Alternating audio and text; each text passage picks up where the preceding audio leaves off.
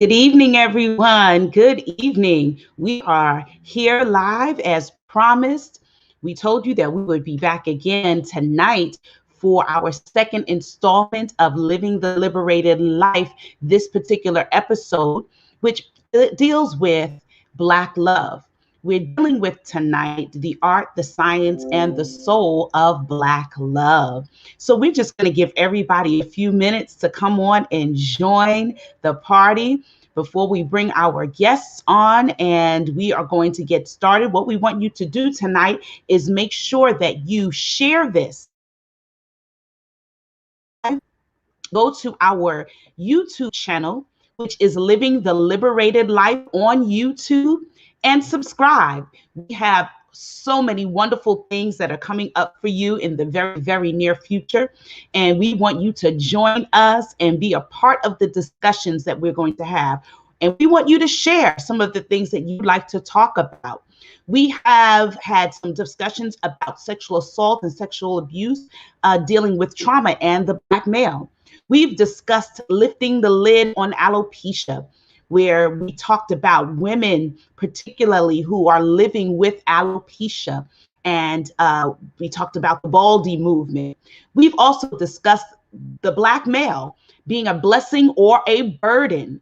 And that was a very heated conversation with some of our community leaders, particularly clergy, Black male clergy. And then we had our entrepreneurs edition that was minding my own business.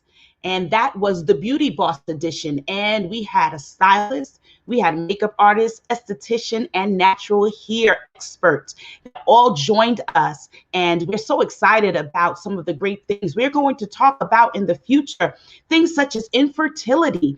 We're going to talk about childhood sexual trauma because, as you know, sexual trauma is one of our primary topics throughout all of our discussions. So we're looking forward to having that discussion with some survivors of childhood sexual trauma.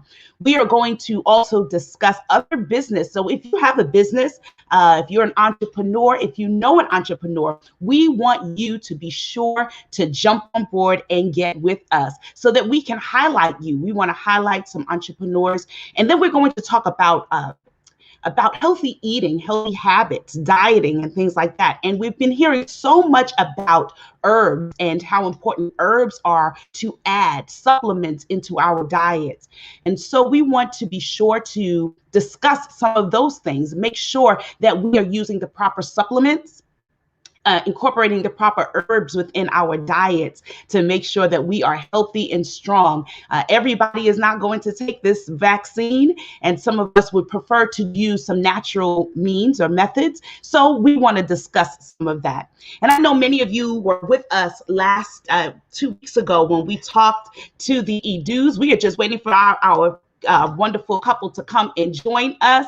And as soon as they get here, we are going to go right in, dive right in. So we want to make sure that you have your questions, so you can begin to write some of your questions even now as we talk about relationships, love, and you know what love and relationships are all about. So we want you to go ahead and prepare to ask some of your questions and prepare for this great discussion that we're about to have tonight. As you know, the Akoma House Initiative, they started what is called Akoma Day. And that was held the 14th of February through the 20th of February. And so it is also an alternative to Valentine's Day. And that is a time in which they highlight wonderful aspects of relationship. And so tonight we want to zone in not just on love from the African perspective, but we'd like to zone in on courtship. We want to zone in on mating. We want to zone in on all of those aspects of relationship. And so now, without further ado, I am going to bring in Manshao and Nuwasha Edu from the Akoma House Initiative to come and share with us tonight. Hello, hello. Okay, I don't see them. They're here. Can you hear me? My brother and my sister. right? Look like we might be having a little bit of technical difficulty. Let's see if we can get that fixed so that you can all join in. Oh, there they are. I think we've got it fixed. Let me see. Yes. All right. Hey, family, you're muted. Let me unmute you. Oh, there you are. Greetings, We were having a little challenge there. Yes. Problem. We was trying to tell you we wasn't ready. Oh, okay. We're not ready. It's all good. It's all good. Yes, we are. Nope. Okay. Good. It's so great to see you all tonight. I'm excited. Great to see you. Great to see you. Yes. So tonight, we had such a good time the last time we were together, and so many people wanted us to come back and dig a little deeper into the topic, right? And Nwasha, you had to leave us for a minute, and so many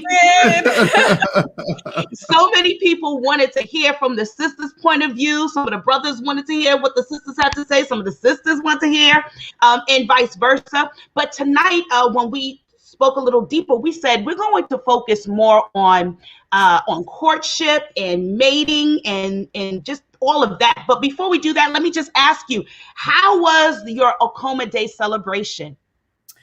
It was fabulous. Yes, it was phenomenal. And you actually can still catch a lot of it because it's on the Akoma Day Everyday page. So if you weren't with us or you weren't able to check in every day or you didn't know about Akoma Day, you can go back to that and follow the soulmate stories. That was one of my favorite parts, was actually talking to the couples and being able to have so many people participate because it was virtual. Just proves that there's always something that you can take from a situation, because normally we're live and in person, but this year we were really able to have people from all over contribute, and it just felt on time with each other thanks to this virtual space. So I had a blast. Yeah, it was really phenomenal. People from around the world, and we got to see, I think for the first time, sitting back, looking at everything. I mean, obviously we were participating in it, but looking at everything, we got a chance to see the scope of the way the holiday is growing. 14 countries, people sent us stuff that they were doing. It was phenomenal. Nice. But the soulmate stories was everybody's favorite part. It was, what was it, 12 couples? I got the chance to check out a couple of them. I think I got, bits and pieces. Yeah, but that part, everybody who wrote us or who contacted us said that they really loved that part, to hear real people's stories, how they came together, how they committed, their courtship, and now what they're doing in the world. It was phenomenal, so we were really blessed and still full from it. We're actually going to do a recap in a couple of days. I think Saturday we're going to be doing the recap of it all, and just a video thank you to the people from around the world. So it was fantastic. Wonderful. I'm glad to hear that. So tonight, let's just jump right in, because we have some folks that are watching. And so I think my very first question for you guys will be, what is the difference between mating and courting and dating? And these are words that we throw around in our culture. But again, we are speaking from the African perspective. Many of us have been westernized, right? What we know is the romanticized vision of love. Bridgerton, what is the name of the show? I know what you're talking about. I can't think of the name, but yes. Right? And then you have the Black folk staples of Love Jones and Best Man and Love and Basketball. And so we see all of these concepts of love and relationship, some not so healthy, right? And so tonight, can you just speak to us about the difference between the types of dating, mating, soul mating, all of that? I'll start, I guess. Courting is first, right? It's where you're kind of looking at what options you have and courting several people, perhaps. I'm going to say interviewing, because that's a common term that we know when we're either interviewing someone for a position we have, or we're interviewing for a position. So courting typically would come after you're prepared for a relationship, because of course, in order to make your choice, you have to know what standards you have, what standards you should have, and you have to know some processes in order to get to know someone. But once you're making your selection after courting, you would then be mating. And you want to talk a little bit? Yeah, and mating is the thing that all relationships that fail do not do. First of all, they don't do courting well either, but because courting is not a process culturally that you can do by yourself. It requires a group of people, and it's based off of you understanding your purpose, looking for someone who is complementary to that purpose, and then joining with their purpose to create a unified purpose. So that is absolutely not what we're doing today. So we're kind of disconnected from our cultural roots. But mating is simply it's the process of harmonizing styles. So men and women are not alike. They do not think alike. They do not feel the same way. They do not process the same way. And they absolutely do not communicate the same way.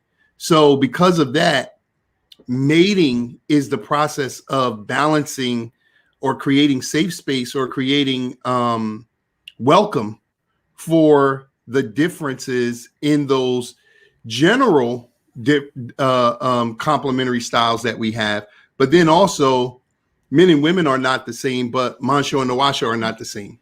And whomever, whatever the couple is, they're not the same individual, don't have the same background, don't have the same family structure a lot of times, and definitely have beliefs that are not always aligned. So when two people come together, the foundational years are about mating and about harmonizing those styles, aligning those beliefs, accepting each other, and then creating room to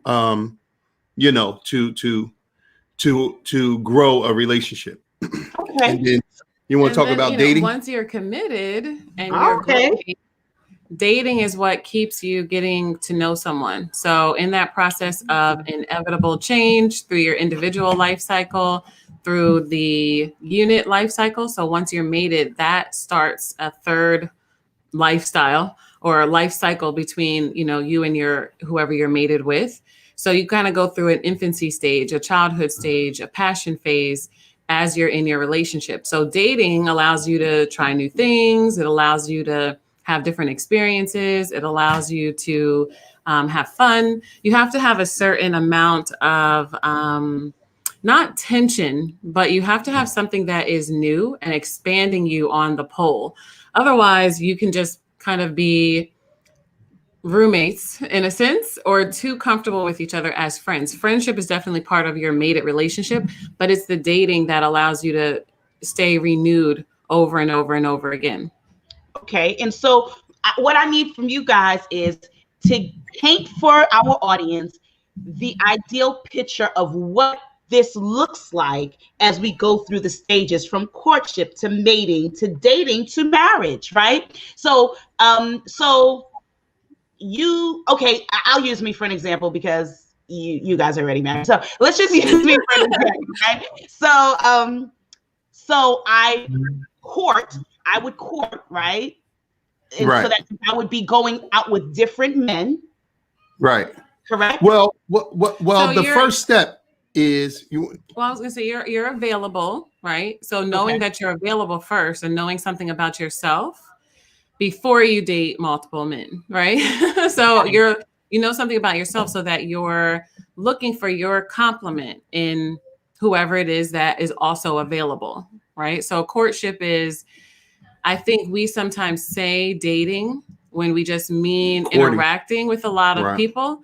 Not even necessarily courting. We might not even really want a relationship, but we're going out for companionship, newness, variety. So courtship is really interviewing for an actual position. And I think that that's a little bit different. So you could have, if you're saying, hey, I'm available right now. I know I want something about myself and I'm looking for the compliment.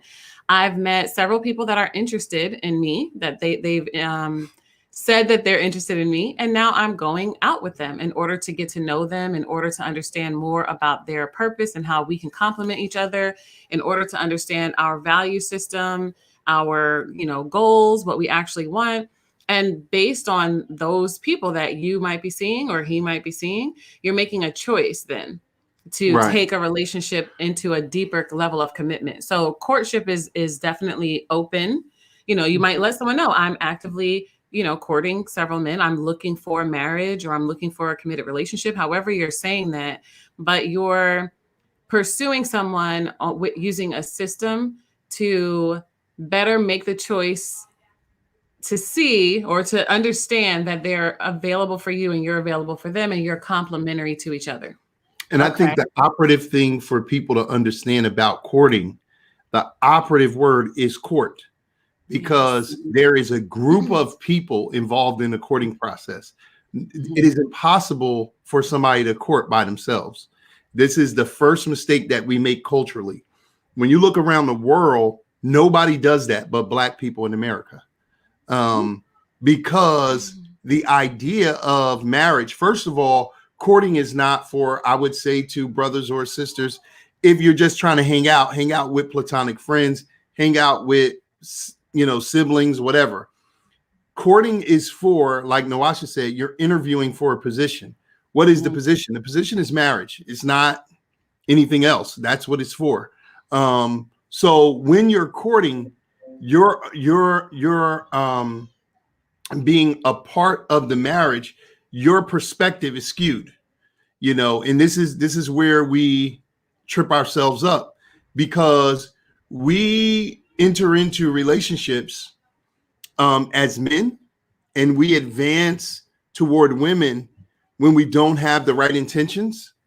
And then women's receive men who never have intentions of making them a wife. And then they can spend 10 to 15 years trying to back themselves into something that is never going to happen. It was never going to happen, because men always know what their intention is on the first day. They're not trying to figure that out over time. They always know. You said that the last time, and I got a lot of feedback from that. Let me tell you this.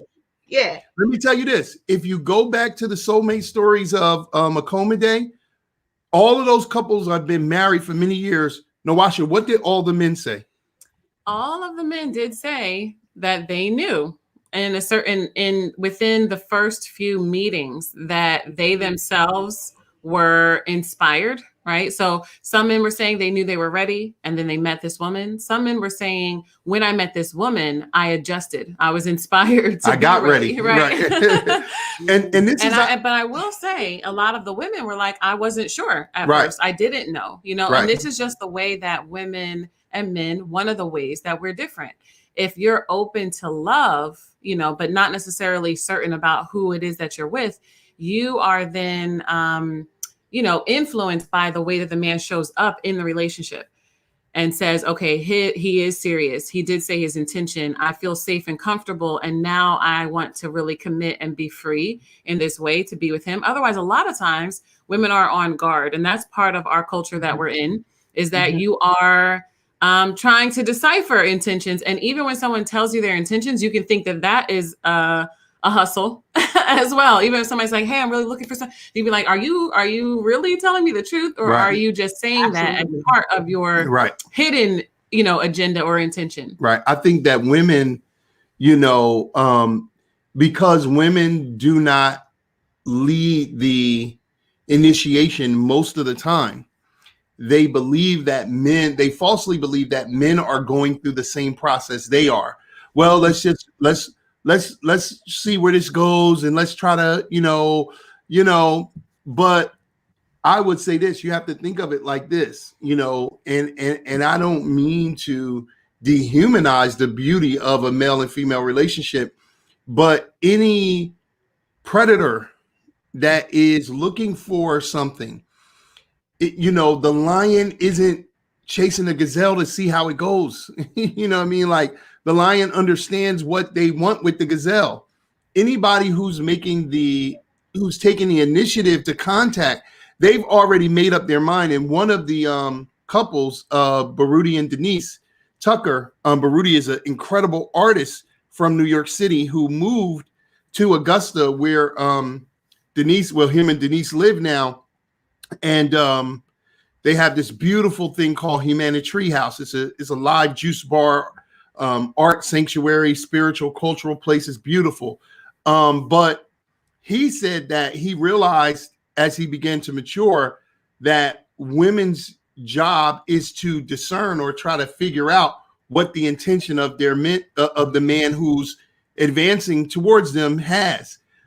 Men who are serious, they say that up front. Imagine going to apply for a job or going for a job interview and saying, I'm not really looking for the job here. I'm just trying to see how things go. That's going to be a very short interview. But when you come in there to interview, you know the job you're looking for. And you even have an idea of what's happening beyond that job. If I stay here for 2 years or whatever, women who don't attract men who have clear intentions think that men don't have clear intentions. But of all the couples we looked at and the thousands of couples that we've worked at with over the years, I tell women, if a man doesn't start talking about commitment in the first 30 days, you're in the smallest percentile to ever be committed to that man. That's just the truth, Wow. And so statistically it's true. You can look at it. Now a man may say, and we had a couple men say, even Baruti said, I knew right away. I downplayed it because I felt like financially I wasn't ready. I was unemployed, et cetera, et cetera. And we laughed about how if you're a black man in America, you're going to always see unemployment at some point. But that's not all of what makes your success, because his willingness to say up front, he said to Denise before he got down there, now I'm moving down there and I'm not coming to play house. That's what he said in the interview. And she said, I was going to move to New York. But when he said he was coming down here, we started, and then we came together, in less than a year later, we were married. And now they've been together for many, many years. And all of the couples, that happened with me and Nawasha, that happened with so many other couples that we have interviewed, not just during this Akoma Day, but oftentimes when I say that, the resistance comes from men who don't have sincere intentions and the women who allow them into their lives. And also people who don't have a plan. Yeah, they believe that a plan will develop itself over time. And for the two of us, we didn't marry right away. And in hindsight, we should have married earlier, right? Right. So this is where the other people come in to your courtship, whether that is like a spiritual group, a cultural group, a family, because somebody else has to hold you accountable to your original intention. Someone else has to give you the structure that would go along with what you say you value and what you say you believe in. Because a lot of times we're going to say what we value, but in practice, we're not doing that. So as the exchange goes back and forth, someone can say, I have a certain intention, but then we don't know how to hold them accountable to that and say, okay, based on what you said, then I have to exit this relationship because you're not, providing what you said you could provide, or you're not acting the way that you said you can act. Or if we don't know, what someone's intention is, sometimes we're not actually even asking because we take the interest as intention, or as Masha was saying, we know our intention in relationship. And we still might not even voice that because we're saying, hey, I don't want to talk about marriage on the first date, or let's see what's happening. I'm waiting for this man to take the lead. But if that's not how the relationship starts, especially without intervention, like someone else telling the man, the court, the court, that you should, make a move. A woman has to be able to set certain boundaries that show, if you don't make this move and actually commit in the way that I want you to, I'm still very valuable where someone else would. And unfortunately, a lot of times for men, it has to be that idea that if I don't really stake this claim, other men have options. This woman has options with other men. If it seems as though a woman's going to go with the flow and, doesn't really pull or, put her value out there for the man to recognize that he could lose the opportunity to be with her, a lot of times he won't take action because there's not a motivator. There's not the inspiration to actually commit. So if And a man be said, approaches a woman, he is his own motivation. He knows now, what he wants. to be said too for the fact that I know within our culture, there's so many that in the courtship phase or when people first meet, they are giving too much too soon. Can we talk about that piece? Because yeah, I think that comes from a pervasive loneliness that we all have, and men have it as well as women. We tend to try to focus on women like, it's just a fairy tale syndrome, but there's also a superhero complex that men feel like they could come in and save the day. They want to be saved, so they go and try to save women.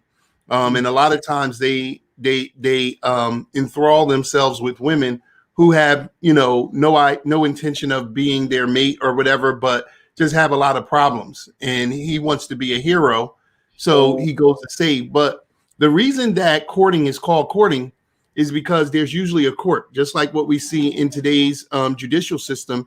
You usually have 6 men and 6 women, or at a minimum 3 men and 3 women who are actually married, supervising the interview process of this couple. And it doesn't take long. You have to make a decision within 90 days, within 3 dates. The same way you can buy a house with one walkthrough, you can buy a car with one test drive, you can go to college, or you can do all of these incredible things that are 15, 20-year commitments and hundreds of thousands of dollars. The reason you can do it so quickly is because of the pre-qualification that you have. In relationships, we're skipping that part. So the rites of passage that any woman goes through, like Nawasha or yourself, and the rites of passage that any man goes through, like me or any other man, culturally speaking, someone else is telling you that you're ready for marriage, not you saying, you know what, I'm just ready to get married, or I'm just, because the people who are telling you have been married successfully for a while, and they are preparing you psychologically, emotionally, socially, in terms of your skill set, to provide, to protect, to prophesy, or to nurture, to nourish, or neutralize. So you're prepared. You've been pre-qualified. So now in the courting process, some of the people who were a part of that pre-qualification process are your court, and they know. So they're looking at things that you're not looking at, because you're like, oh, I can, me and him, we could, he's in law, I'm in law. He has big feet, or he has small, you know what I mean? Like we're silly with it. We're very immature.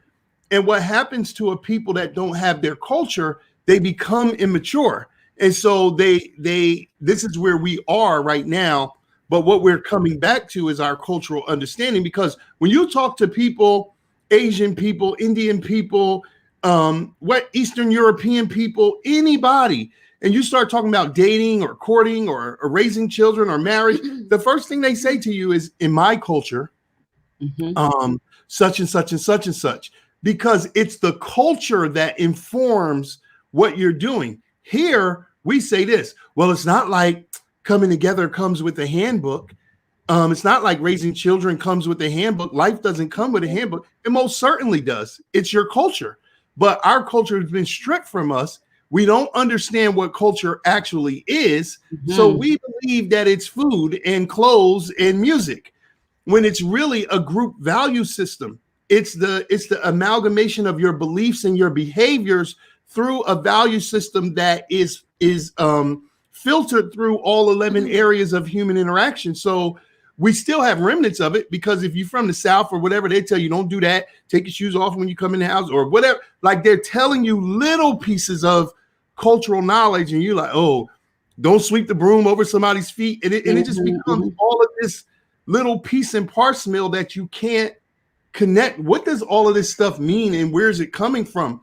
But when it comes to relationships, we're just free range, and it's killing us. It's, we're in the worst relationship situation in the world, And then you try to tell somebody culture, and their immediate knee jerk is, that's not true.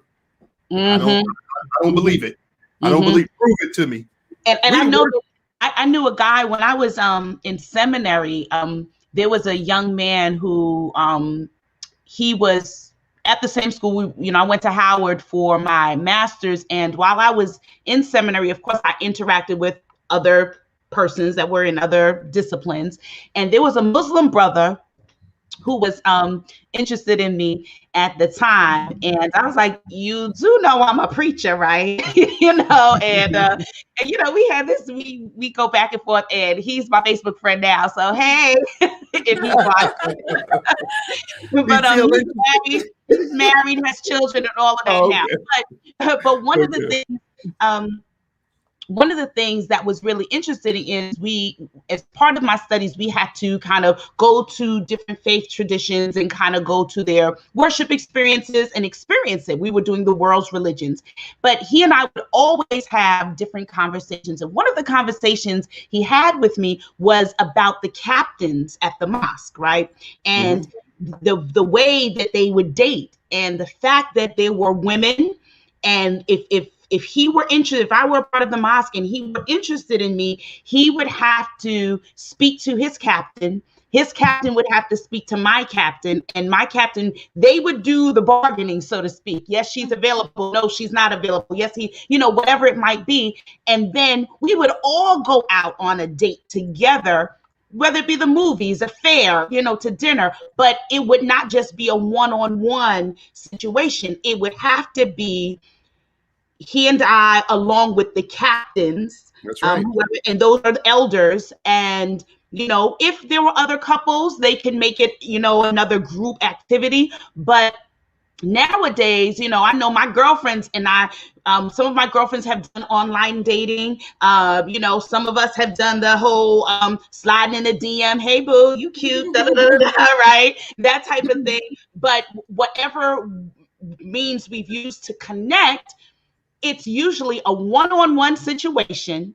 And we have our passcodes. If you're one of the sisters watching, just send up the hearts. We have these little passcodes that we're like, hey girl, and the little code to let us know if we're okay or if we're all right. I have, and I'll tell this story, she's probably gonna kill me, but one of my girlfriends went on a date with this guy, and it was an online dating situation. And I wanted to kill her because she said she was so tired that night. They went, bar hopping, all of this stuff. And she went back to his house. Y'all, I was so heated. And then her phone died. I said, your phone did not die. Right? I was just like, don't play me. Right. But I may still have it in my phone. She sent me a picture of the inside of this dude's apartment and his, a picture of him kind of like, so that if anything happened, I had some type of, this is what his house looks like. This is where it is. This is you have the information for the first 48. So, that's what we've resorted to at this point where, we're saying, code colors like, yeah, oh no, you should wear the red dress. Oh, okay. Right. You good? You're good. Or no, oh, that was just my girlfriend. She just wants to know what she should wear. You know what I mean? And those right. I may be saying too much because the brothers are like, I heard a girl say that the other day. Right. Well, I think that's beautiful that y'all that's support, a measure of support one another. But I think for relationships, because at that point you're at the mercy. Anytime that's for immediate safety because of the physical strength of men, and so many men are sick with misogyny. I don't think it's wise, not just from the protection, but I think that women underestimate that men really have intention. I think they really do. Talking to thousands of men over the last 15 years, men's respect increases or decreases radically based on the first couple of interactions. Even when he's extremely attracted to a woman, Because see, a lot of times women have, the men are so nuts that we're always coveting the beauty that you have. And so we make that the highest thing, so we say, but in reality, it is not the highest thing. And so what happens if a man is fawning over you, oh, girl, he wide open, you know what I mean? So anything goes. But a man knows that,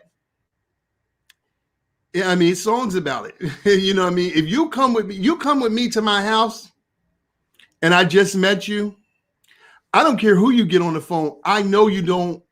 His mindset, most men's mindset, and it's no reflection of the woman other than she may not know any better. His thought is not her reality. So I want to say that before I say his thought. But his thought is usually she's not really a virtuous woman because there is no boundaries.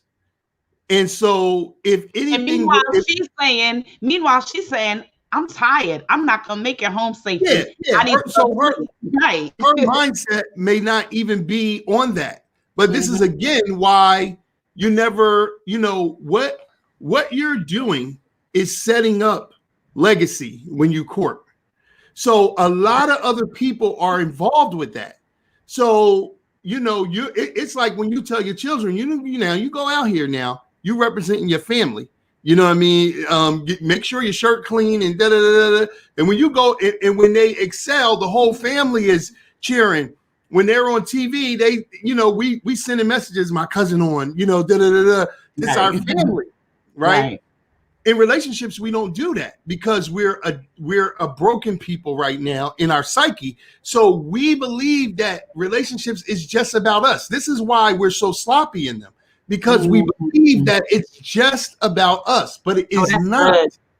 It is not. Even if you're not planning on having children or anything like that, you're representing the merging of Black people and you're representing Black excellence for the future because healthy relationships inspire the next generation. So when we wrote the Akoma Day book, the first section of the book is looking at the state of relationships through the eyes of teenagers because they're next to become adults and they don't believe in relationships because they don't believe their mothers and fathers, the adults in their lives know anything about relationships. My mom, my dad can't keep a partner. Somebody, I don't care what they've achieved financially or educationally or whatever, they're infantile when it comes to relationships.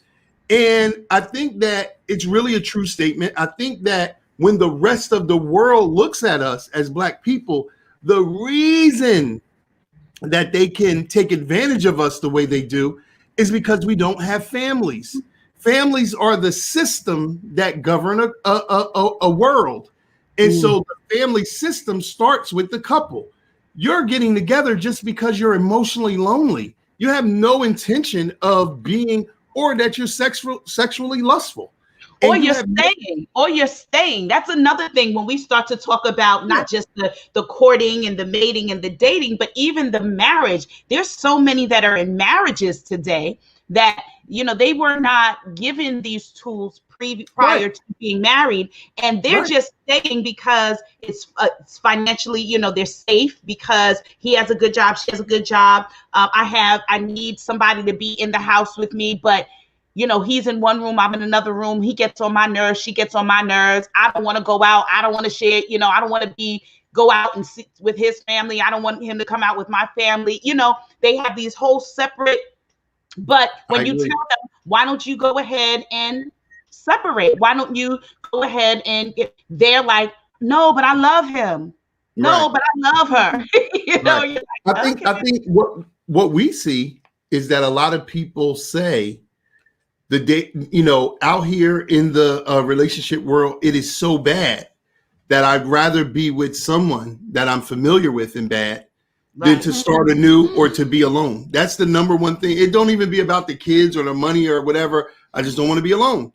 And if I were going to leave them, at least he's not that guy or that guy. And I think, a lot of times what I see with men, I really strive not to talk to women. I let you and Nawasha, and I don't but I think that you and Nawasha and many other women are qualified to do that. I really focus on men.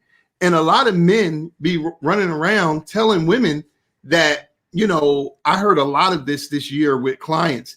He said I was lucky to be with him because at least he's not beating me, or at least he doesn't have any children, or at least something that is a measurement of the lowest of the low. So I say a lot of men want to, they think that they're special because they're not the worst of the worst. But when you compare them to the best of the best, they're horrible. And but so this comes back to really having a standard. Right. And a lot of times we don't have the standard, but we also don't have like the cultural standard or spiritual standard. Yeah. So even when we are, I'm saying personally, we may not know the standard, but we can go and get it through other means. When we don't have that in any way, so from our personal experience, our cultural experience, our spiritual experience, what happens is we have, wishful thinking about ourselves and how we can perform and about another person and their, if it's the expectation, the intention, or their actual performance. So we can say that we do love them, but we sometimes don't even know what love actually is.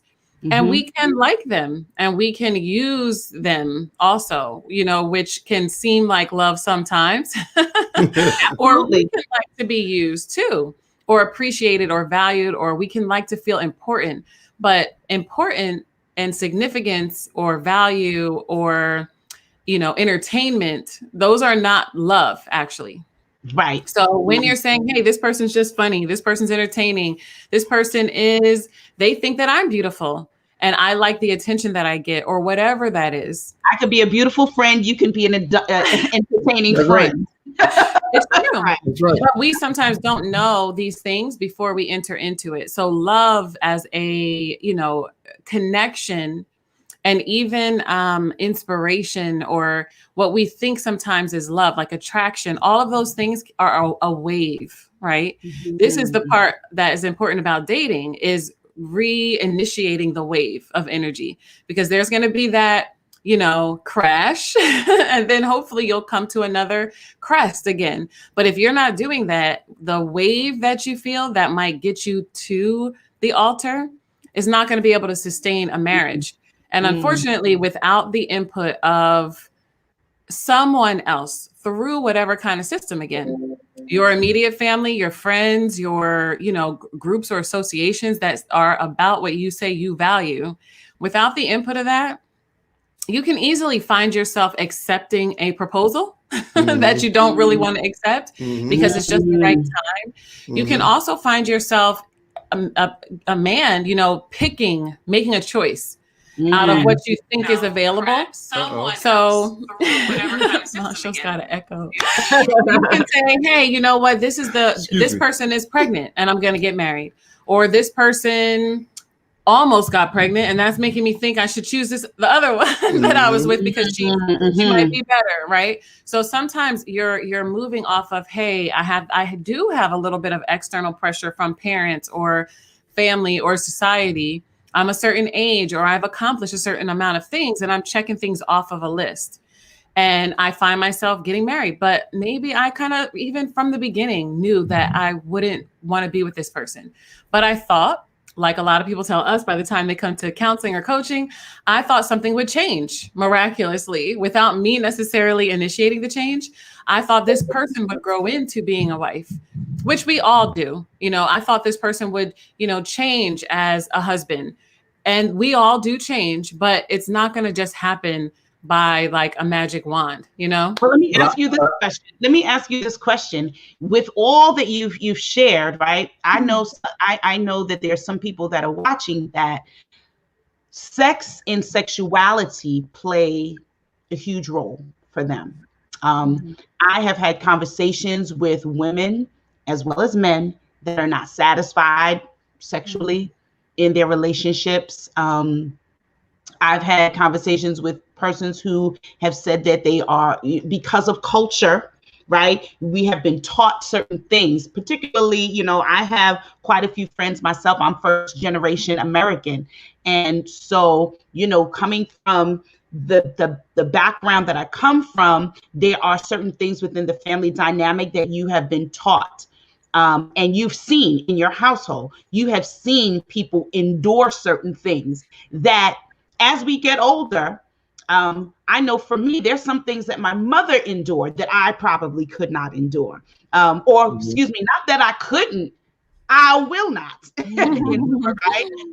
And then I've heard, of course, from other friends and persons that I've counseled and people that they have said, once I get married, I heard someone at a bridal shower even say, once they get married, that's it, so their family did not even leave the door open to say, hey, if it doesn't work, or, they didn't even make it a comfortable conversation to even say that this might not be, or even if it is, so can you speak to that? What you mentioned about the bridal shower is so important, because those are the people that are supposed to be supporting your marriage.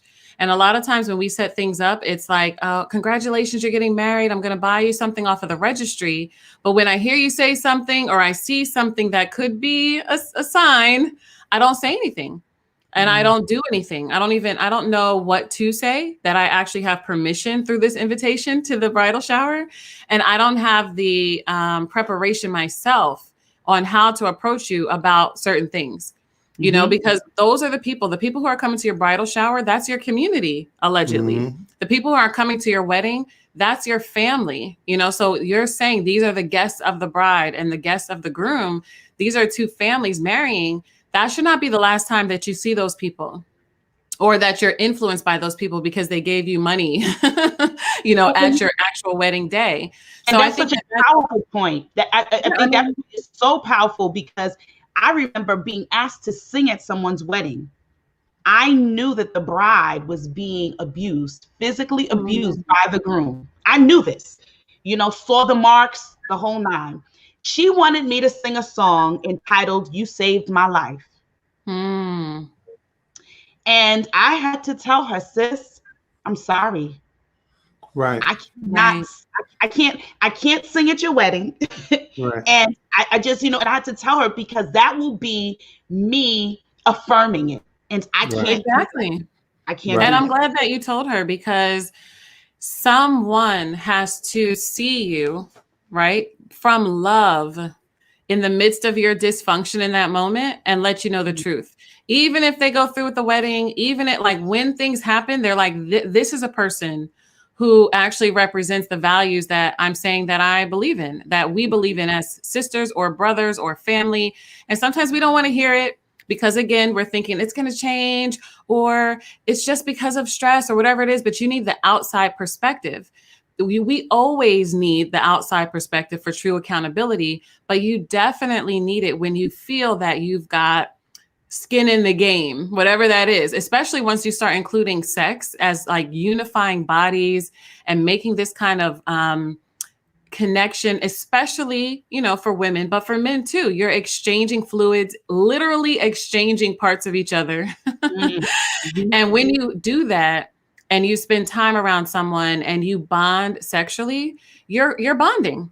So what's going to happen is you're going to be like, these other 18 things, I'm just going to let these things go, because we're already connected sexually. Even, sex is a wave. 18, Nwasha, 18. Because I'm like, it's never one thing, it's never, when it comes, we always tell people when it comes to non-negotiables, you probably really only have 3. And they're the most serious things, like physical abuse. Yeah, I don't think most people even have 3. But it becomes the other little things, like the way this person talked to their family, the way this person talks to me. We see little things that we don't like, and we don't connect it to the larger values. Just like we see some things that Masha was saying we're attracted to, but we don't even know. We don't ask ourselves, why are we attracted to them? To a connection to a connection to a broader topic or a broader value. So it's so important to have somebody else be like, I can't, sing that song, because this could literally be the person who's killing you. You know what I mean? Under the right circumstance. So the irony of even picking that song and trying to make it work. A lot of times we're presenting at these weddings. I think weddings have become performative. They've lost all spiritual value. The people at the wedding, in the wedding party, the groomsmen and the bridesmen should be married. The bridesmaids and the groomsmen should be married people, not So your all them wedding homegirl. dresses I have in my closet. Yeah. All of that. Bridesmaid dresses. All like I said last time, all of that, we're gonna do magenta and whatever, like that. It has all become a silly, because see, again, this, no matter, from my vantage point, no matter how you slice it, it comes back to culture. Culturally, we don't understand what a wedding is. It is a community proclamation of support. So not just the minister, people try to hire us to do their weddings because we do weddings. We like, if we're doing your wedding, you just became our client, and we're going to work with you and your partner for a certain amount of time before we will ever stand up and do. We're not spiritual guides for hire. And that's how a lot of people do weddings. They pick everybody involved, the people cooking the food and everything. Culturally, we're committing to, I'm going to be there and provide food when they get hungry. I'm going to be there. And, these married couples, a lot of times, historically speaking, the wedding party wasn't even a group of people that the bride and groom knew, but they were a group of people who were charged to, this is you're the Genok or the Jegnas, or what we call a mentor today. You're the person that is assigned to this couple for the benefit of our nation. And your family has had other weddings. Right. So it is a communal thing that has been lost, and it's turned into a superficial, oh, I already picked out this. And this is why people go to that. But the other thing you said, I want to speak about sex, but before that, I want to speak about the other thing you said. The same way a lot of brothers compare themselves to the worst of the worst, women have been so abused, they enter into relationships with extreme doubt. And so they enter in with this conflicting idea that, my fairy tale has arrived, but this ain't my damn fairy tale, like at the same time. And so I have a lot of doubt, and people, like what you were alluding to, what if the marriage, nobody is telling you this is not going to work or whatever. If you were to get a job, and somebody say, hey, you might get fired, you'd be like, that's a hater. If you were to get, you were to have a child and somebody say, well, your child may end up to be a murderer and a criminal or whatever, you say, oh, that's a hater. Any other area, but in relationships, we entertain the doubt because we have it before we got into the relationship anyway. And so it's easy to entertain. So everybody, when you start talking to people who are unsuccessful at relationships, you can always discern it because they start saying, well, but what if a lightning bolt come out the sky? And like they come with these most outrageous type of concepts that show you they don't believe in marriage anyway. They don't believe in it. They're going to do it because it's next for them, as Nawasha said, in their life legacy or on their checklist, or they believe they should be married. But a lot of people say this, just like you had alluded to. I watch my grandmother and my mother go through something that I am definitely not going through. This is what the women say, right? Just like the men are saying, well, at least I ain't beating your ass, or at least I'm not this or that. That is the same kind of thing on the other side, because tell me about the 5 or 6 couples that had a beautiful marriage. Tell me, sister, about the 20 couples in your family that had a beautiful marriage, and you're going to do exactly what they do. We enter into marriage saying, does it work? And I always liken that to going into a gym and say, does the gym work? Yeah, the gym work if you work it. That's right. That's right. I mean, does the car wash work? Yeah, if you pay for it. Does the grocery store work? Yup. If you go in there and fill up your cart and you got some money, it works. If you don't, and then it don't work. Does the diet work? Yeah. If you don't cheat on it. Yeah. So we have become so cynical that. And this is, again, all of this is because we don't look for a lens of culture. I remember when I graduated high school, I'm 50 years old. I graduated in 1988. I remember when I graduated high school, there was a white girl that I went to school with, and she, on graduation day, she got married. So her family, I was like, damn, you got like, it's like 30, 40 people from your family here for the graduation. And she said, actually, I'm not just, they're not here for the graduation. That's nothing. They're actually here for the wedding. We're leaving here and we're going to the church, to the cathedral, where we're going to get married right after graduation. We just wanted to do it on the same day. And we were 18 years old. And I was talking to her, and I noticed when I would, like 10 years after school, 20 years after school, when I would see my white friends, they would always value themselves by marriage. So, because I went to a predominantly white school, right? Yep. So they would always value themselves by marriage. Like, I'll be like, oh, yo, I saw you on TV, or I saw you doing things. Yeah, it's like, I'm trying to do something. I got to do something in this world. I'm not married, don't have any children, or whatever. Or they would be like, life is great. I'm married. They would always start with that. Right. When I would see the Black sisters, they would start talking about materialism, finish my degree, got that Mercedes I live out, I'm in the condo, So when I say that the culture is the value system, what is the value system that is being transferred from generation to generation? In our current culture, that is very fractured, marriage is not valued. And so the idea of it, in fact, we're telling kids do everything else but get married. But we know they're having sex. We know all of these children are coming into the world without a coalition of parenthood.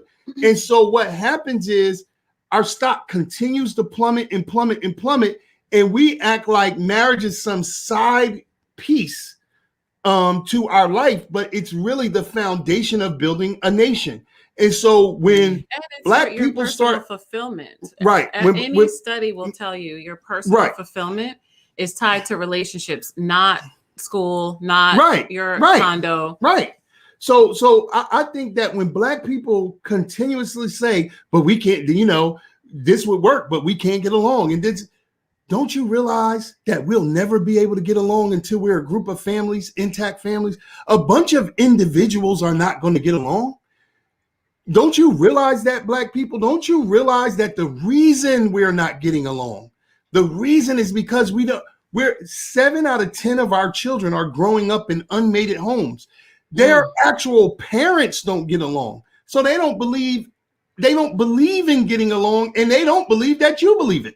But this is one of the challenges, right? Like, so if you've seen your parents not be able to get along, or if you have seen what looks like suffering, especially when you're younger, you're associating that with the institution of marriage, right? And not with just two people's inability to, expand their skill set. And this is because we're not having a conversation about marriage. We're not having a conversation about relationships. Even in school, when we go through how to budget, how to prevent pregnancies, we talk about a lot of things that are around the idea of relationships, but we're not really saying, how do you communicate? How do you, express yourself? How do you expand and grow as an individual while you are within a relationship? So what happens is people get into relationships, especially in previous generations. Many people have suffered. And that could be because you don't know how to communicate. That could be because you don't have resources, and because you're not financially available, right? There's nothing available to you that you can, provide for yourself. So one of the first things a woman, so like my grandmother or great grandmother or mother would be telling me, you know what, go to school, make some money so that you have something for yourself. Because if I saw somebody suffering and they had 2 children and now you're stuck because you don't have a job, you don't have a house. My grandmother actually was a professional, right? So she was a nurse. But still, even in her being a nurse, when she and her husband, when she was like, this is not going to work, we're going to get a divorce, he would not sign over the house to her.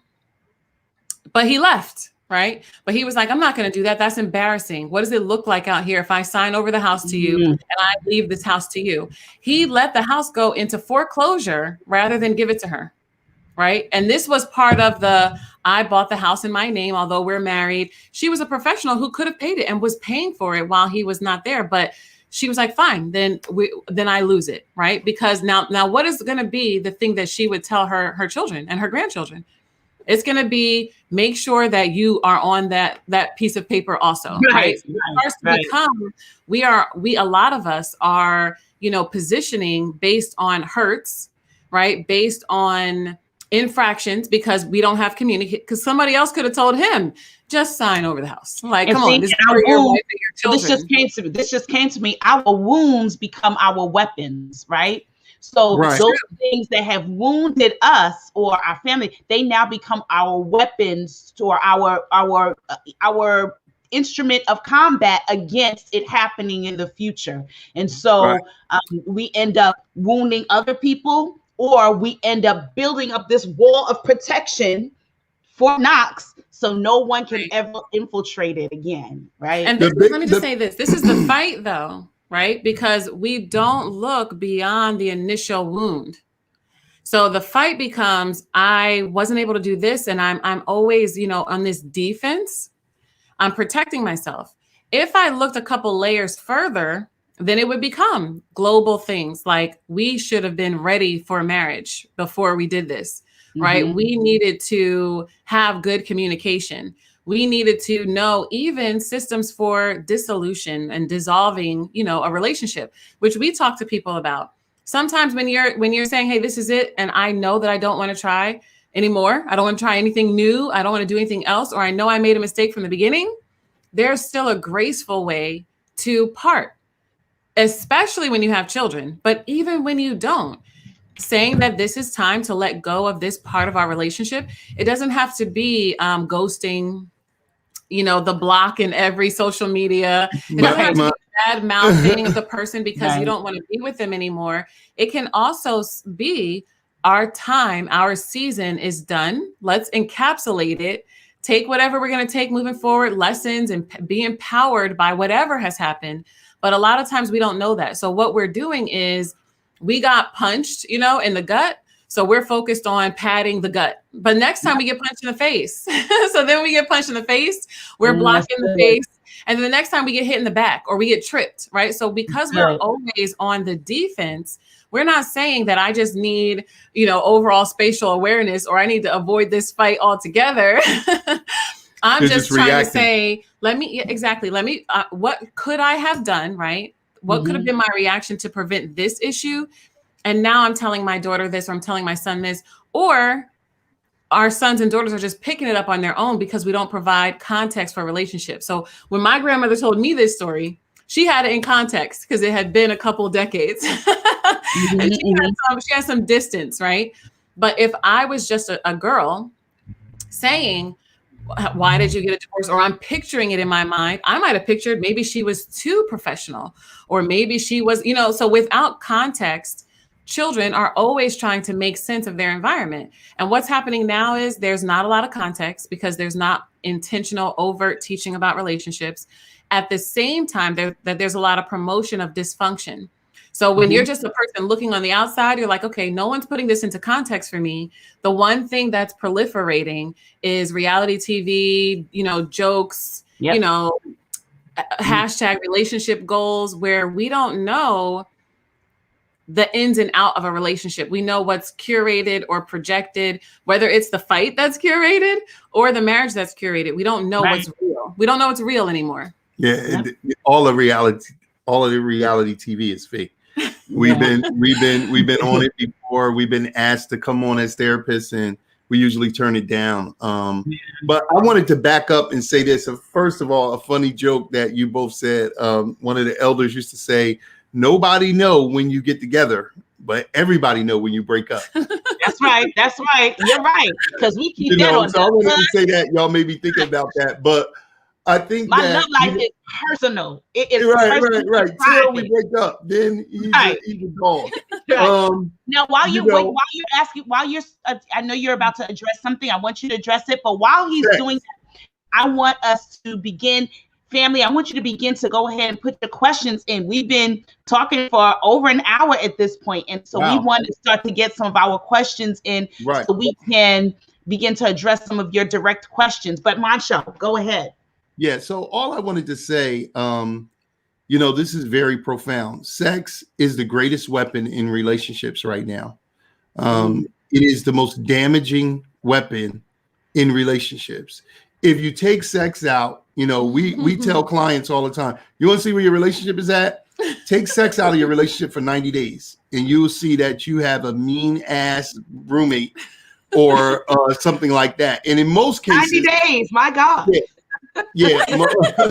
Most cases, I mean, we did it. We've done it. We do it often. We courted for 9 months before we ever had sex, but we committed first and then we had sex, because I often say that sex is the behavior of committed people. And now we ain't some evolved, I was wilding before that. I don't know what she was Not doing. you, But Mansha, not you.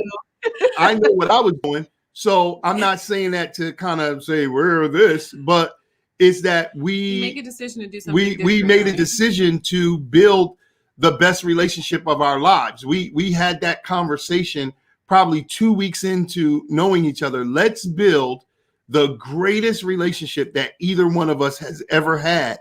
And now here we are 20 years later. I think did we accomplish it?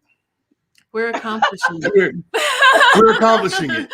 We're a work in progress. We're working on it. So, but I think that when I say that sex is the greatest weapon, here's what I mean. We hurt ourselves with sex. Men, we have children with women that we don't like. I did that. My God. We entangle ourselves with women who we know from jump we don't want to have long-term relationships with. I did that at different times in my life. And then even the quote unquote good man who's not a dog, at least I'm not, whatever. We linger on with relationships with people that, you know what I mean? Like, you don't want to be involved with that sister. Like, that you don't want, but you got to answer the call and you got to do different things. And, I'll pick up your mom. I'll run over here and do this because we are having sex. So, let me be a human being about it. But I just don't even really like you like that. On the flip side, women, the greatest weapon, the way that you're using sex is fairy taleism. You have a trash piece of unevolved man. And because you're sleeping with him, your mind is like, there's some potential. I always say that Freddy Krueger, Jason, Chucky, all of them have potential. If you watch the stories, that's the curse. Let me tell you, that word potential, my God, is they all have potential. Jason Voorhees, his mom was like, he's a good boy. He was a good boy until them camp counselors did what they did. And now he going around here sickling the world and killing people. Anybody, and I say that because I love black men. I'm not saying that against them, but I'm really making a point to black women. If you have to keep indoctrinating your own self about the potential of your man, that's not really where he's at. The thing about women, we all have potential. There's no one here on the planet without purpose. And sometimes in seeing that, you are also attaching yourself to the man. So those two things can be separate. Seeing someone's potential and you attaching yourself to it are two different things. Right. Everyone who's here has purpose or they would not be on the planet. Right. So just saying, wow, this is amazing about this person. This is where you have to check your own loneliness and know what your intentions are in a relationship, because just trying to mold the man that you've already envisioned in the wedding that you've already planned before you met him, trying to mold him into that position is where a lot of women go wrong. And this comes back to not only having a standard for somebody else, because I think that a lot of times, again, that's a wish list, but having standards for yourself automatically attracts a certain kind of man. And now this is just when I go into whatever room, whatever situation, I am bringing high value. So high value intention, high value conversation, high value beliefs. And I am also not going to change based on who I'm interacting with. Because a lot of times women, we might start at one space, and whether it's loneliness, boredom, or our own belief system, so a limiting belief that there is no potential, we will adjust, right, to meet a person at our level of insecurity rather than our level of potential. And we're looking at this person saying, hey, they have potential, but so do we. And neither one of us are going to live it if we're not actually, connecting at that potential. But we're saying the same way that you said at our level of insecurity.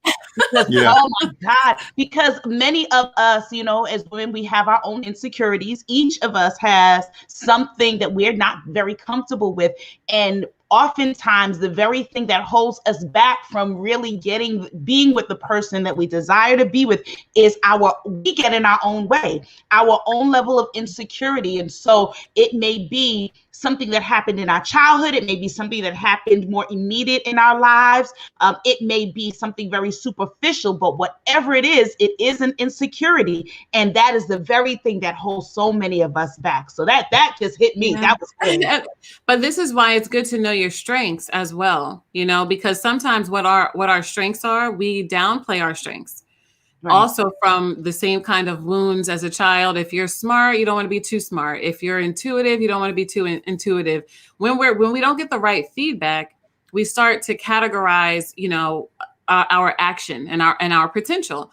If we are saying, I'm going to also live in a relationship based on my strengths, we all have insecurities, but even as a strength, we can say, I can know my insecurity. That could be one of my strengths.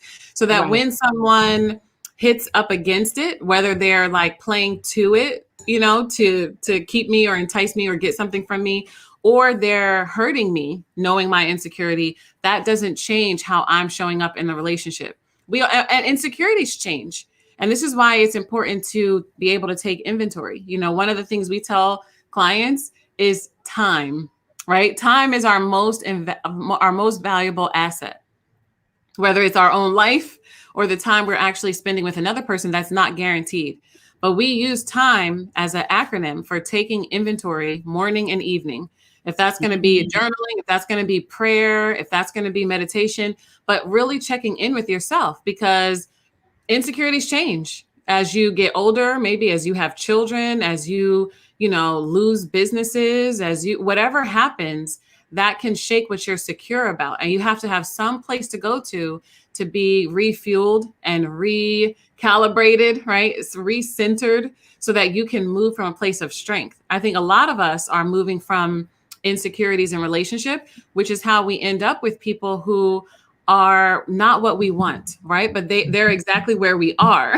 So, because a lot of times people say, I'm dating down and I'm going to lift this man up. Or I'm dating down this woman. She should be, like Masha said, she should be lucky to be with me because she's 7 layers down from where I am. But the truth is, you're always dating, or you're always courting and mating exactly at your own level. So if you're looking at somebody saying they're not on my level, you're not really on that level yourself. Wow. And you need to take a step back and say, what is the level that I want to be at? That is wow. Regardless of your financial status, you're looking at them in the mirror. You were looking at yourself.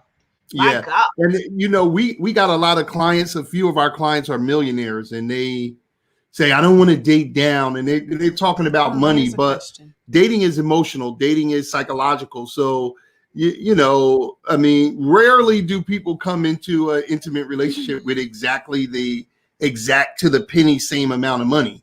But because somebody got $1 million and somebody make $45,000 or $50,000, whatever it is, that's not dating down.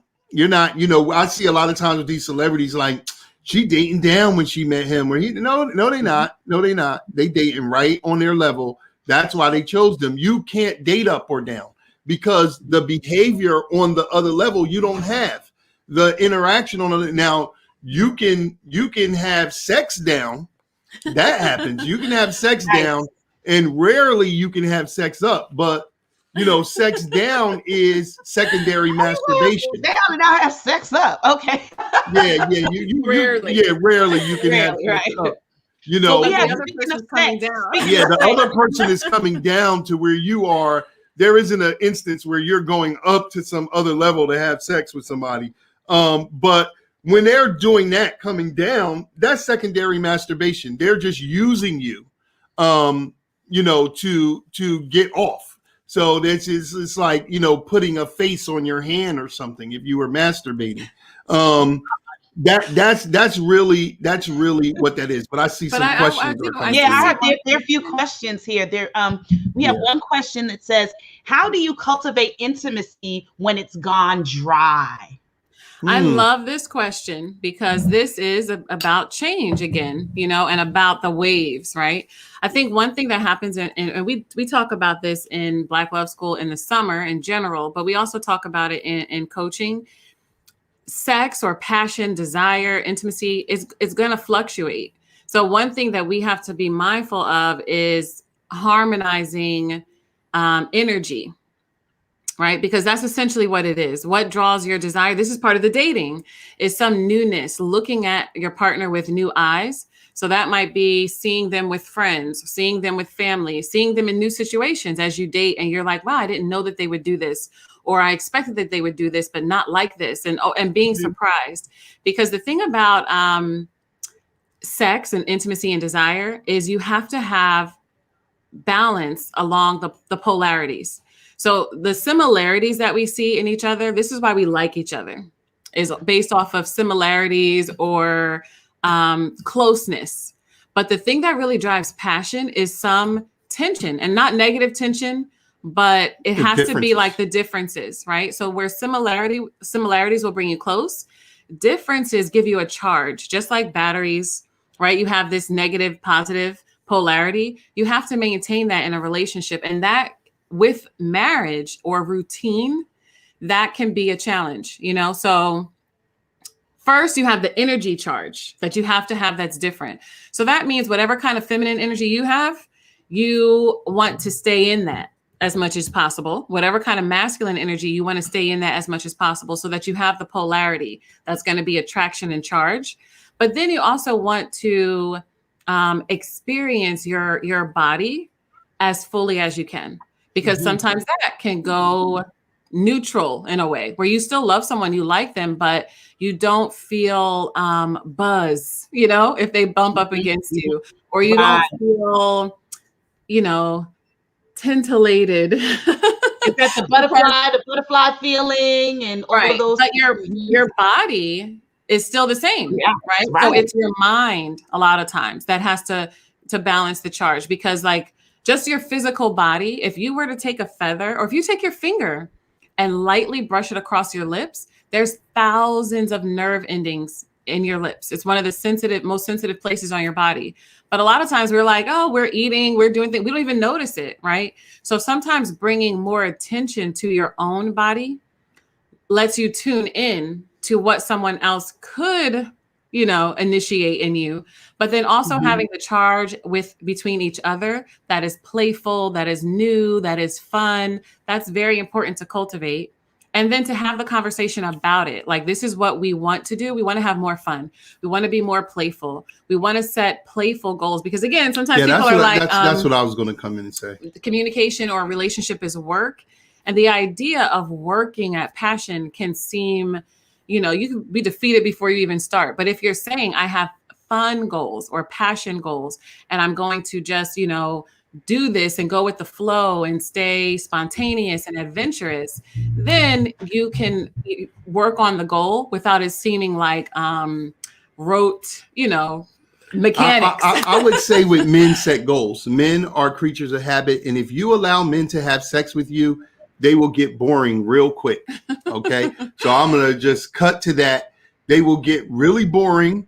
And as long as they can have sex with you, if you're allowing them to have sex with you, that's it for them. This is why it's so important not to have sex with somebody who doesn't want to commit to you, because the moment you start having sex with him, that's it. He's not going to commit. There is no next level that he goes to. You go to another level, he go down.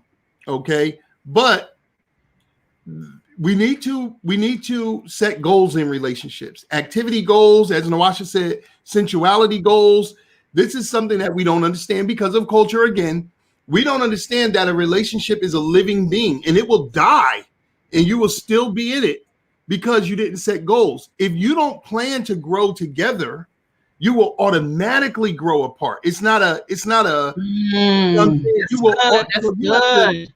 you have to plan to grow together. So we have a date night challenge because, as we were saying before, only committed people date. People think they're dating when they're courting. That's not dating. You're just wasting your time. Committed people date because dating is the way you keep a relationship growing together. It is not getting to know a person. You're not getting to know a person on a date. You know what I mean? You're jockeying for when are we going to have sex? And then what is that going to become? That's Right. Why you should and what never can I do to make it happen quicker? Right. So let me try to impress you to sex. You know what I mean? And that's why courting should never be grandiose. It should be time spent with a group of people and let's talk about what's real because a lot of times by the time two people are interested, the attraction and titillation is high enough that if you leave them alone, a lot of people have sex on the first date because they just we're immature like that. But this is how amazing the mind is, right? Because you've built that up in the mind, you could potentially do that. When we are really invested and we love someone, sometimes the mind is not there. So your intimacy with a person that you actually love, or your ability to, be excited and be aroused can be low. So this is why it's really important to have your mind in the right space. When you're courting, have your mind in the right space. When you're mating, have your mind in the right space. When you're dating, have your mind in the right space. And that takes looking at your partner like they are new sometimes, even in the magnificence of their body, right? Really being present increases intimacy. Because again, we're sometimes taking for granted a person's voice, their hair, their smell, right? So going through the seven senses in indigenous culture, our thought is the first sense, emotion is the second sense, and then sight, sound, smell, taste, and touch. Really expanding your awareness in those seven senses for yourself, especially for women, as we go through different changes with our, cycles, with pregnancies, with, a whole lot of different hormonal things. It's very important to keep coming back to knowing yourself and what you actually like. Then with your man, being able to say in encouraging ways what you want, right? Like, this would really turn me on. This is what I really need. I love when you do this and I love when you do that. And this is a turn off for me because men are going with this kind of punishment and reward, like we all do. But if they love you, they want to please you. So saying, hey, don't be lazy. I want to experience, orgasms. I want to experience a certain amount of sex or a certain way of, being. Those things are really important because, like Mantra says, sometimes if you just think you're in the act, you might be like, okay, great, she's happy. Or a lot of men are not familiar with the female body. Like women are not necessarily familiar with the male body. So we think, hey, because he does, climax, or he seems to be satisfied, I'm doing the most when we really might not be. and his head, big head, is not necessarily in it. So, in it with you. I would say this. This is the way men are socialized in this country, especially Black men, is so savage that I sometimes don't realize. I don't know if women really understand how savage it is. It is so savage in base level that men don't really even, they don't even need you to be psychologically and emotionally present. Whenever there is a intimacy is a synonym for emotional. Whenever there's an intimacy problem, it's emotional. So men have been conditioned to take emotion out of sex. What does that mean? Do we not feel it? No, it doesn't mean that. We're not taking the emotion out of us. We're taking emotion out of the bond with the person. This is why we can have sex with a female body that we don't even know, right? That's why this industry where they have these lifelike dolls that's like $4,000 a piece is a $1 billion industry, because men will pay $4,000 to have a almost real person. This is why go-go culture, prostitutes, I don't even want to know your real name. I don't even care what it is. This is separating yourself from emotional attachment. I just want the physical. That's why pornography. I don't care what you call yourself. Cinnamon, Jasmine, Midnight, whatever. Great. You know, cool. You know what I'm saying? Like, so women don't understand that. So it's a slippery slope. And I'm just saying that, like, what I advise to women is to be very practical, because you start talking about emotionality and various different things, you will lose most men. If you are having sex with most men and he's spiraling down, your greatest tool of motivation is the sex. So you have to do something. You have to plan to grow together by doing dates that are planned, that he got to plan some and you got to plan some. We have a 52 Akoma date challenge where we lay it out, and we can share it with y'all, share it with the audience. If you don't do that, you're giving a man who's down spiraling everything he wants, and you're getting nothing of what you want. And so I don't want to just be like, you don't want to turn away from your partner. You don't want to, like, sometimes we can draw a line as women and say, I'm not getting what I want, so I'm turning cold or bitter. And that's, you know, sometimes creating more of a wedge. No, I'm saying, so this is why I'm saying the date is important, right, to be able to still encourage connection, because sometimes the disappointment can be, again, there's no potential for you to get better, or I've been unhappy for so long that I just don't even want to have sex anymore. And then this becomes, I'm doing like maintenance sex or utility sex, but I'm dissatisfied with that too. So it becomes this cycle of disappointment. So having the date to connect or explore the senses, or say, this is what I really like and this is what I want to experience, is very important. It's a measure of still taking control, but in a way that is you being in your feminine, you know, expression, wanting to have pleasure. Right. And I think for the man, planning, being involved, you know, the way relationships are going now, men stop planning and being involved right around sex, because in our psychology, that says to us, this is the thing that they value the most. If they're sharing that with me, they value me the most. And I think this is a big mistake that men make, because we had a call earlier this week from a male doctor, who was like, bro, I'm just realizing how much women like sex. And I didn't realize that they are actually enjoying sex. I said, bro, yeah.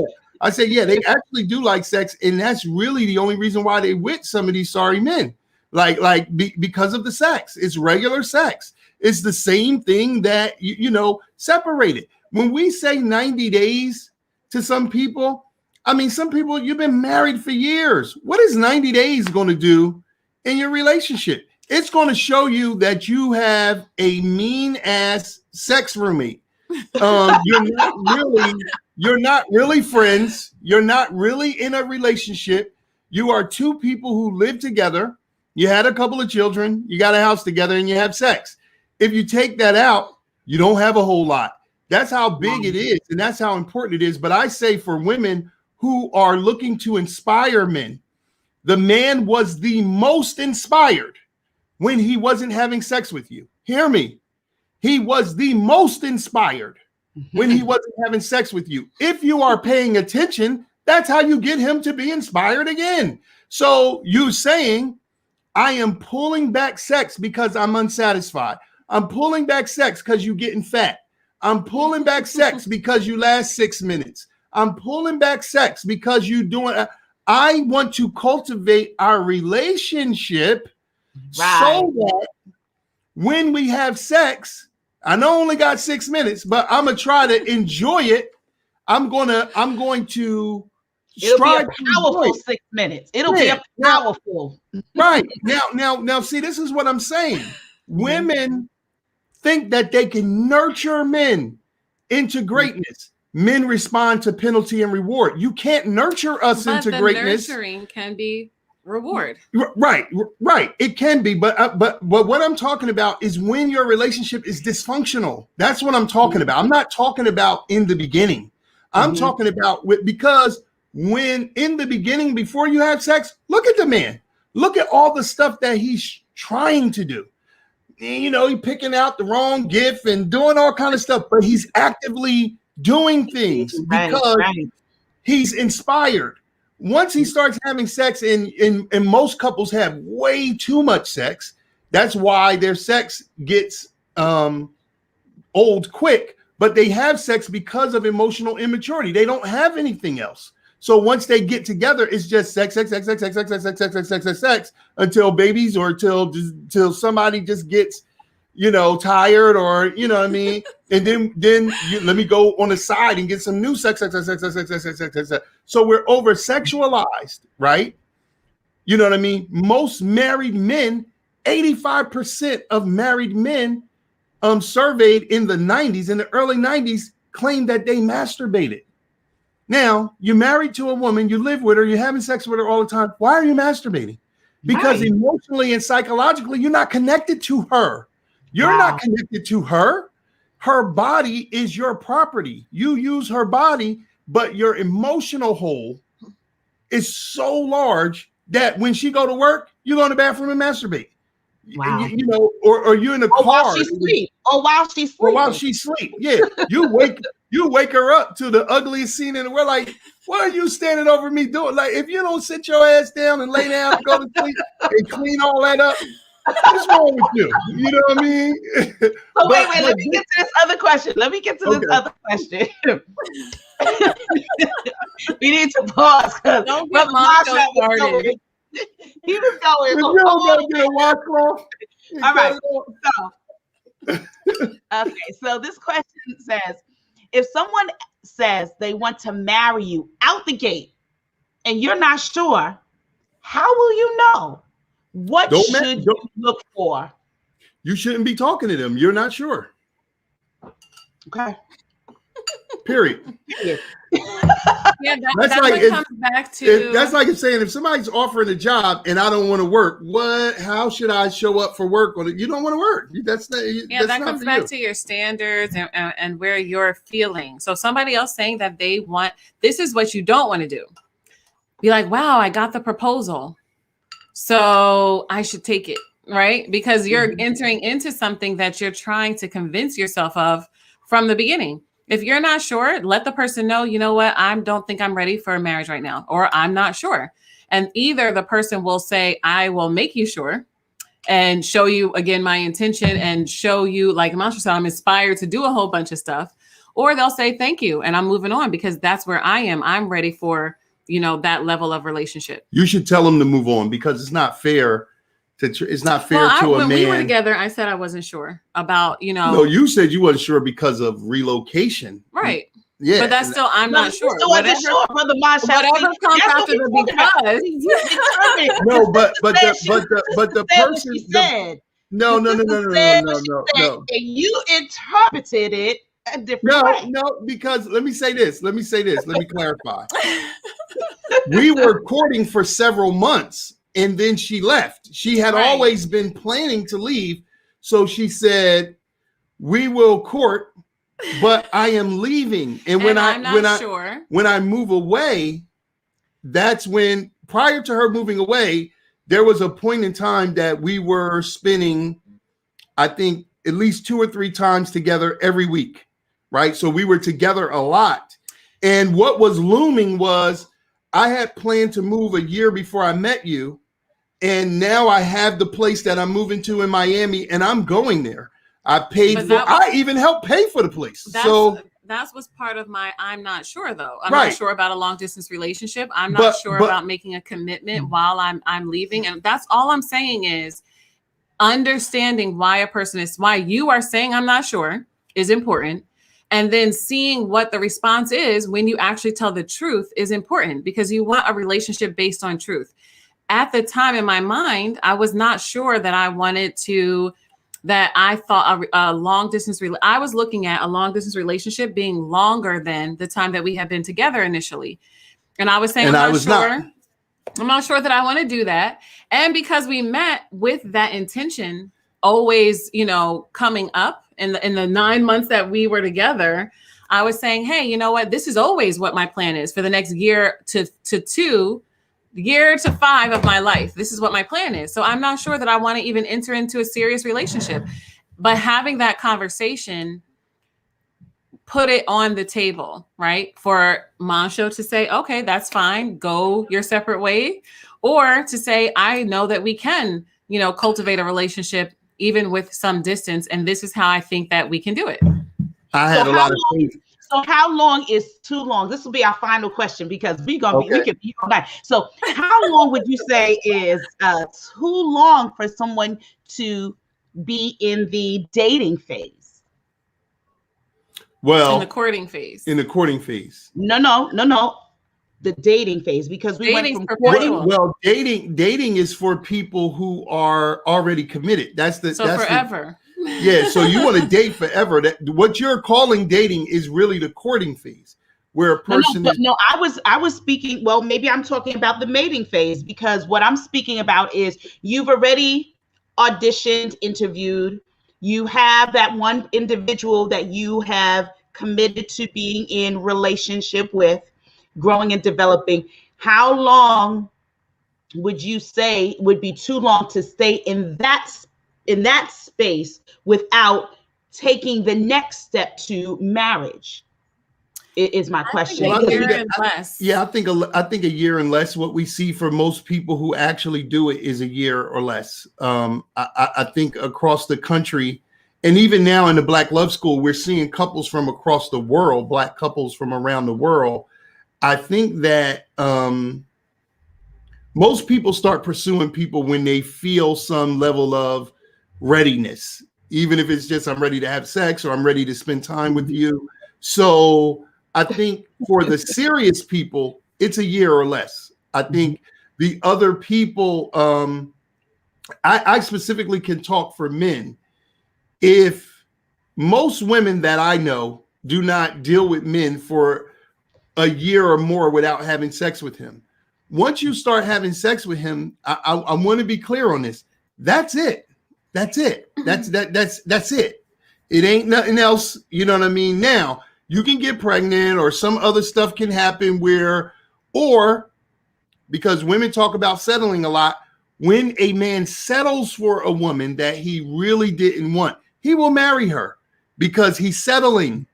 But a man who is motivated to be married to a woman, he's going to make that decision the same way he would buy a house, a car, or whatever. Like once he's pre-qualified to do it, it doesn't take long at all. Right. It happens very quickly. They make their decision. They do what they got to do. Yeah. And so I'm going to say this tonight. Couple things. Tonight was phenomenal, as usual. I don't know if you saw that other comment that said we need a part 3, but we're not going to go for part 6. Look, we're not going to do a part 3, but this is what I'm going to do. And I'm probably putting the Idus on the spot, but we are going to put together the Liberated to Love Akoma weekend conference, where we will have the Idus and Liberated to Love, and we will share, and it will prayerfully, we'll be able to do some planning and work together over the next few weeks, the next few months, and do something really, really great that may not just, we may not just have the Idus, we may have some other individuals that will come and share with us as a part of the Liberated to Love event. We were planning an event, and working on an event. I don't know if the event is going to be virtual because we're praying that give us free, right? We'll be able to be face to face. But if we're not able to be face to face, we are not going to allow that to hold us back or hinder us. We are going to go ahead and plan something virtually, and we'll make sure it is something suitable for the brothers, so the brothers can get some information, the sisters can get information, married couples, singles, everyone will be able to be fed and informed and be enriched as we learn more about who we are, where we come from, and how to love one another. Because I think that is really the key to all of this, that we have taken on over this time being in COVID and being at home. Self-care, self-love, soul care, all those things have become so vitally important to us, or we've revisited how important it is. And not only is it important for us as individuals, but it's also important for us as a community of people of color. And so I know that I have to get some stuff from you guys, and I'll send you the addresses, because we had some winners last week. Some of our winners, I got a message. One of our winners texted me. It's like, I love my perfume. And so some of you have some candles that are still on the way. Some should have received your candles already. But and then we have 2 items from the Akoma House. Can you please share with our family how they can get in touch with you and share your final liberating thoughts? You can get in touch with us on akomahouseinitiative.com and see about coaching, see about Black Love School, see about products like our books and pocket rituals. And you can definitely get in touch with us through the Facebook page. We're pretty regular on there. So that is Akoma Day Every Day is the name of the Facebook page. And I would say we would invite anybody who's interested to come take a free peek at the Black Love School. Tomorrow is one of our legendary live calls where we will be live with singles, couples, and everybody in between from all over the Black world: Africa, Canada, Jamaica, Haiti, the States, Brazil. And we'll be talking about the soulmate stories from this Akoma Day. So the Black Love School is an online portal. It's $42 a month in the spirit of Ma'at, but we allow anybody to come in free and check out the live call. So we do master classes that are pre-recorded audio visuals with heart work assignments 1 week, and then the next week we do a live call, then a new master class, then a new live call every month. So tomorrow is actually at 8 p.m. Eastern is a live call. Anybody is welcome to come along, but we'll put up the link for the Black Love School. You can go there because a couple of the classes are free. The self-care class is free. You can go in there and watch that class and do the heart work. Decolonize Your Love is free. You can go in there and watch that class. It's really long, like an hour and some. Do that heart work. And then tonight, we're actually putting up the Akoma Day class in the Black Love School. So that will be free. Those 3 classes will be perpetually free because we say self, others, understanding, love, the acronym for soul, Akoma Soul. But I want to say in closing to the sister who said part 3, I think that Black people have to realize that we have to have perpetual relationship conversation. It can't be an event. Like counseling is not an event. Going to the gym is not an event. Eating healthy is not an event. It's a process. And the reason we're losing is because there aren't places to plug in for the process. We need 1,000 Akoma House initiatives. We need 1,000 Liberate the Love. And that's why we do the Soulmate series, because a lot of the couples that we featured during this Akoma Day holiday were therapists. They were, they do the work that we do. Some of them do, not all of them, but they're all doing something in the world. And the people need to see, because you don't realize what you're not doing. Everybody can highlight what they're doing, but that doesn't work for you if it isn't working for you. You have to see what you aren't doing. And you have to be reminded of that regularly to combat with all of this foolishness that's in the airwaves. So, we're willing to come back as many times as you want to do whatever you want. And we're willing to, we're openly inviting everyone to come to the things that we have going on, because you'll see us anywhere Black love is at. You'll see us there. Mhm. So that's that. Wonderful. Wonderful. We're so grateful. You know, I love you guys, and I'm so We love grateful you for you too. guys. And I can't wait to take a trip over the bridge, come to Jersey, and just Yeah. hang out. Like, not Yes. even do anything, just hang out and be, be with Yeah. one Yeah. another and We just got to. share. So, Shoot, I we look forward tired over here. We want to come to New York and see I you. was gonna say, you can come to New York, right? Yeah. And I have a really great place to take y'all, really good food. But anyway, Oh, we gotta do it. right, We gotta do it. we'll talk about Shout that. out to Janine. I see you, Janine. Yes, Janine is in the building. Love you, Janine and Roger. We love y'all.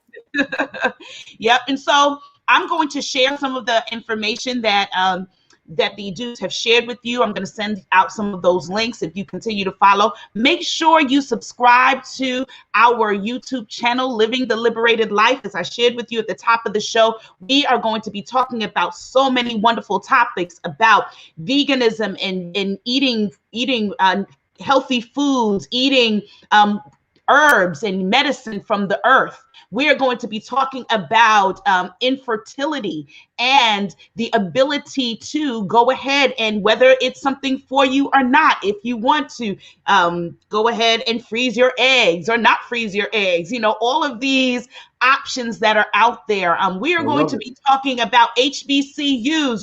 I am a proud graduate of 2 historically Black colleges. And so So are we. Oh, are you? Where'd you guys go? Lincoln.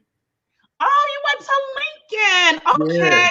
Wonderful. I was there for their homecoming a few years ago because I do a college tour every year. But I went to Fisk for undergrad and then I went to Howard for grad. So love, yes. And so for that show, I'm going to have some college presidents on. We're going to have some provosts, some persons from the administration offices and admission offices coming on. So if you know young people that are interested in the HBCU life, if you have parents or family members, please let them know that we are going Liberated to Love, and Living the Liberated Life is going to be informing you, enriching your lives, and as I always say, family, live a liberated life. And I'll see you soon. Thank you for joining us, and we'll see you really soon.